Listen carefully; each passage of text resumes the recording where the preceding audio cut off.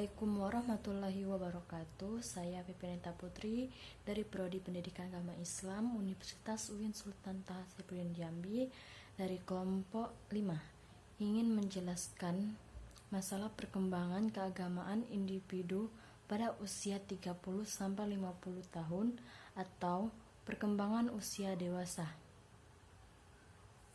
Pengertian dari masa dewasa yaitu masa pencarian kemantapan dan masa reproduksi, yaitu suatu masa yang penuh masalah dan ketegangan emosional, periode isolasi sosial, periode komitmen, dan masa ketergantungan, perubahan nilai-nilai, kreativitas, dan penyesuaian diri pada pola hidup yang baru.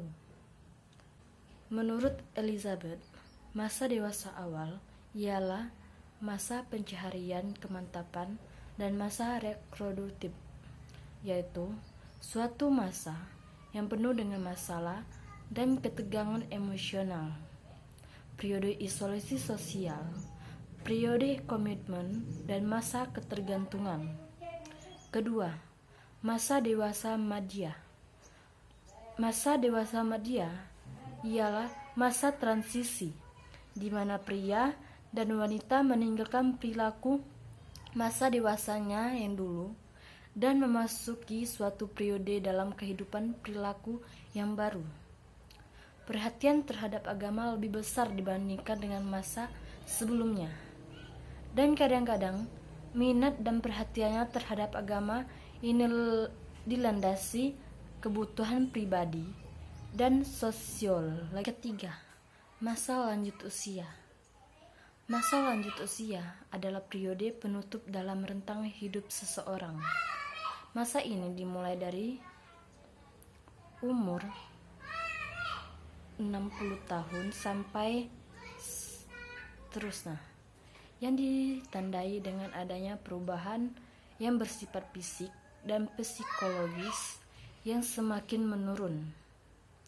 Adapun ciri-cirinya yang berkaitan dengan penyesuaian pribadi dan sosialnya adalah perubahan yang menyangkut kemampuan motorik, perubahan kekuatan fisik, perubahan dalam fungsi psikologis, perubahan dalam sistem saraf, perubahan penampilan.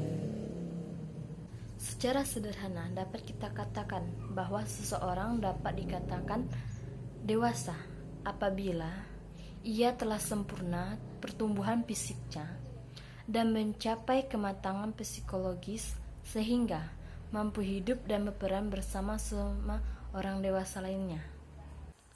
Karakteristik sikap keberagamaan pada masa dewasa. Sejalan dengan tingkat perkembangan usianya, maka sikap keberagamaan pada orang dewasa memiliki ciri.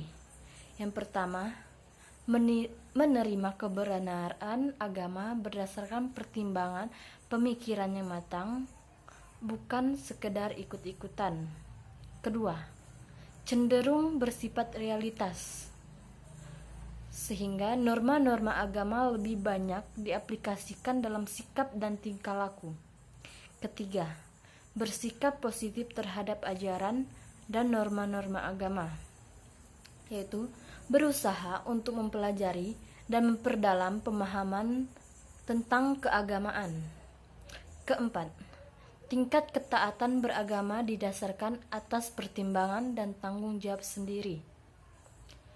Maksudnya, sikap keberagamaan merupakan realisasi dari sikap hidup. Kelima, bersikap lebih terbuka dan wawasan yang luas. Keenam, bersikap lebih kritis terhadap materi ajaran agama, sehingga kemantapan beragama selain didasarkan atas pertimbangan pikiran, juga didasari atas pertimbangan hati nurani. Keenam, sikap keberagamaan cenderung mengarah kepada tipe-tipe kepribadian masing-masing.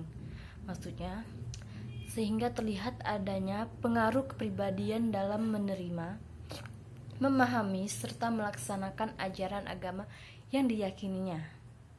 Kedelapan, terlihat adanya hubungan antar sikap keberagamaan dengan kehidupan sosial, sehingga perhatian terhadap kepentingan organisasi sosial keagamaan sudah berkembang.